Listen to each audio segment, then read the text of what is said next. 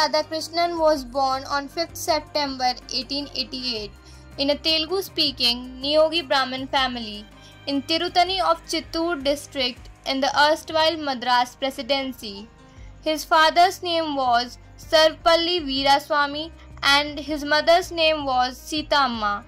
His family hails from Sarvapalli village in Nellore district of Andhra Pradesh. His father was a subordinate revenue official in the service of a local zamindar. His primary education was at KV High School at Tirutani. In 1896, he moved to the Hermannsburg Evangelical Lutheran Mission School in Tirupati. Sarvapalli was awarded scholarships throughout his academic life. He joined Voorhees College in Vellore for his higher education. After his FA, First of Arts class, he joined the Madras Christian College at the age of 17. He graduated from there in 1906 and also finished his masters from the same college. Sarvapalli studied philosophy by chance rather than choice, being a financially constrained student. When a cousin who graduated from the same college passed on his philosophy textbooks to Sarvapalli, it automatically decided his academic course.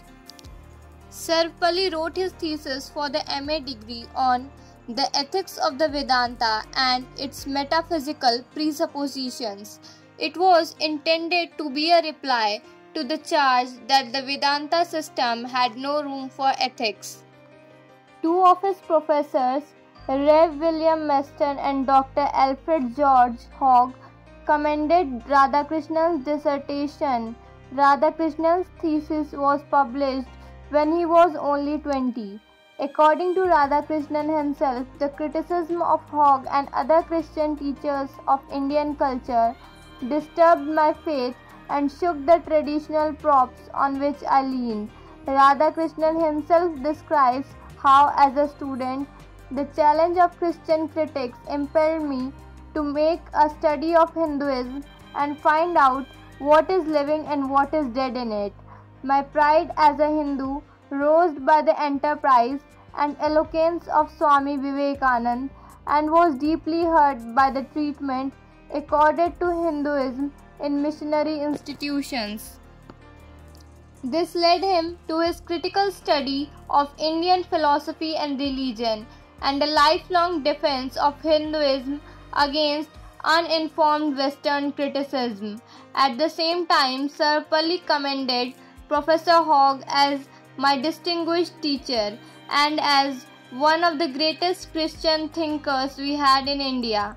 Besides, Professor William Skinner, who was the acting principal of the college, gave a testimonial saying, "He is one of the best men we have had in the recent years," which enabled him to get the first job in Presidency College. In reciprocation, Sarvapalli dedicated one of his early books to William Skinner. Sarvapalli expresses his anguish in the Ethics of the Vedanta, where he wrote, "It has become philosophic fashion of the present day to consider the Vedanta system a non-ethical one." He quotes a German-born philologist and Orientalist who lived and studied in Britain for most of his life, Max Muller, as stating, "The Vedanta philosophy has not neglected the important spheres of ethics, but on the contrary, we find ethics in the beginning, ethics in the middle, and ethics in the end. To say nothing of the fact that minds so engrossed with the divine things as Vedanta philosophers are not likely to fall victims to the ordinary temptations of the world, the flesh, and other powers." Sarvapalli then explains how this philosophy requires us to look upon all creations as one, as non-different. This is where he introduces the spirit of Abhed. He quotes in Morals, "The individual is enjoined to cultivate a spirit of Abhed or non-difference." Thus he mentions how this naturally leads to the ethics of love and brotherhood. Every other individual is to be regarded as your co-equal and treated as an end not as a means. The Vedanta requires us to respect human dignity and demands the recognition of man as man. Sarvapalli was married to Siva Kamu, a distant cousin, at the age of 16. As per tradition, the marriage was arranged by the family. The couple had 5 daughters and a son. In April 1909, Sarvapalli Radhakrishnan was appointed to the Department of Philosophy at the Madras Presidency College. Thereafter, in 1918, he was selected as Professor of Philosophy by the University of Mysore, where he taught at its Maharaja's College, Mysore. By that time, he had written many articles for journals of repute like The Quest, Journal of Philosophy, and the International Journal of Ethics. He also completed his first book, The Philosophy of Rabindranath Tagore. He believed Tagore's philosophy to be the genuine manifestation of Indian spirit. His second book, The Reign of Religion in Contemporary Philosophy, was published in 1920. In 1921, he was appointed as a professor in philosophy to occupy the King George V Chair of Mental and Moral Science at the University of Calcutta.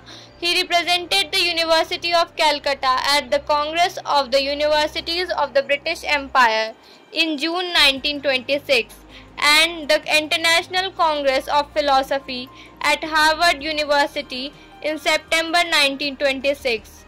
Another important academic event during this period was invitation to deliver the Hibbert Lecture on the Ideals of Life, which he delivered at Manchester College, Oxford in 1929 and which was subsequently published in book form as An Idealist View of Life.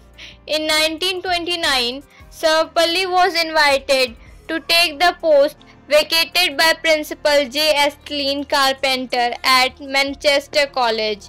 This gave him the opportunity to lecture to the students of the University of Oxford on comparative religion. Sarvapalli started his political career rather late in life. After a successful academic career, his international authority preceded his political career. He was one of those stalwarts who attended Andhra Mahasabha in 1928, where he seconded the idea of renaming ceded districts division of Madras Presidency as Rayalaseema. In 1931, he was nominated to the League of Nations Committee for Intellectual Cooperation, whereafter in Western eyes he was recognized Hindu authority on Indian ideas and a persuasive interpreter of the role of Eastern institutions in contemporary society.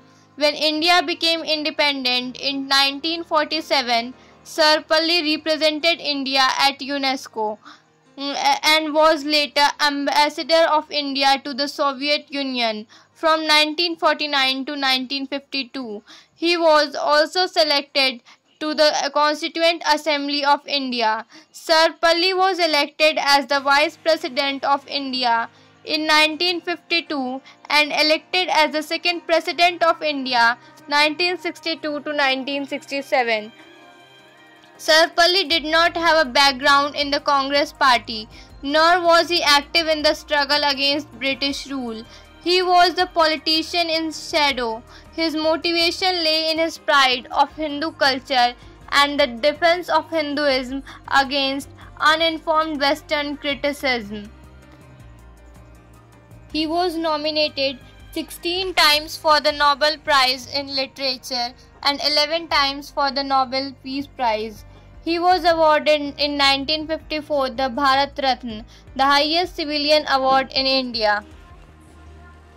He died on 17 April 1975 due to heart failure.